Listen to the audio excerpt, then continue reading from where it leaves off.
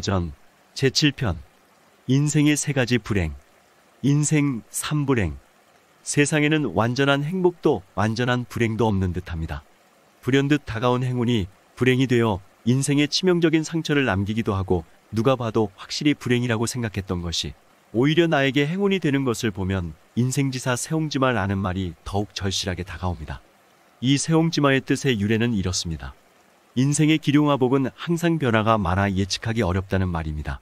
중국 북방 호지와 가까운 곳에 점술에 능통한 노인이 살고 있었다고 한다.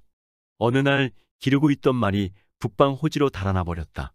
이웃 사람들이 이 말을 듣고 찾아와 위로를 하였다. 그러나 노인은 조금도 손해보았다는 기색이 없이 말하기를 이것이 어찌 복이 되지 않는다고 할 수 있겠는가 하며 말하였다.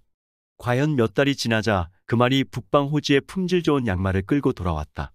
동네 사람들이 이를 보고 축하하였다. 그러자 노인은 이것이 어찌 재앙이 되지 않는다고 할 수 있겠는가 하면서 기뻐하는 기색이 전혀 없었다. 얼마 후 말타기를 즐기던 아들이 말에서 떨어져 허벅다리가 부러져 절름발이가 되었다. 동네 사람들이 또 찾아와 위로를 하였다. 괜찮소. 이것이 어찌 행운이 되지 않는다고 할 수 있는가 하고 노인은 태연자양 말하였다. 1년이 지난 후 묵방의 호인들이 노인이 살고 있는 성새로 쳐들어왔다. 이 바람에 마을 젊은이들은 모두 싸움터로 나가야 했고 싸우다가 죽은 사람들이 많았다. 그러나 노인의 아들은 불구자였기 때문에 전쟁에 나가지 않아 목숨을 부지할 수 있었다.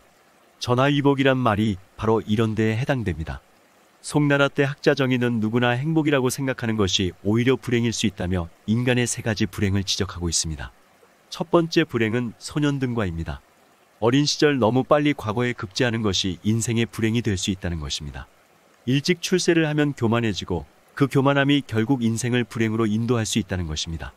두 번째 불행은 부모를 너무 잘 만나는 것이라고 합니다. 이것을 석부형제지세라고 합니다.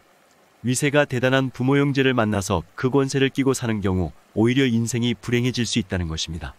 부모 형제를 잘 만난 것이 행복이기도 하지만 부모만 믿고 노력을 게을리한다면 그것이 불행이 될 수도 있다는 것이지요. 세 번째 불행은 유고재능 문장입니다. 뛰어난 재주와 문장력을 가진 것이 인생의 불행이 될 수 있다는 것입니다. 재주가 출중하고 문장이 좋으면 그 재주와 능력을 믿고 안일함에 빠져 인생이 불행해질 수 있다는 것입니다. 생각해보면 정의 선생이 지적한 것은 모든 사람들이 바라는 바이기도 합니다. 그러나 젊어서 일찍 출세하고 부모 형제 잘 만나서 고생 안 하고 재주 많고 똑똑한 것은 모두가 바라는 것이지만 그것이 오히려 인생의 방해가 될 수도 있다는 것입니다. 소년등과 석부형제지세. 유고재능 문장. 인생 3불행. 어린 나이에 과거에 급제하고 부모 형제 권세가 대단하고 재주와 문장이 뛰어난 것, 이것이 인생의 세 가지 불행입니다. 요즘 인생은 3모작이라고 합니다. 인생의 1모작을 잘 살았다고 반드시 성공한 인생이 될 수 없습니다. 너무 많은 것을 일찍 이루면 후반에 이룰 것이 없습니다. 아직 인생 끝나지 않았습니다. 지구라는 곳에 처음이자 마지막으로 소풍 온 우리 인간 각자는 떠날 그 순간까지 재미있고 즐겁게 그리고 의미있고 가치있게 보내야 멋진 인생이 아닐까요? 인생은 마지막까지 가봐야 합니다. 오늘은 여기서 이만 줄일까 합니다. 평온하고 행복한 하루가 되시길 기원합니다. 감사합니다.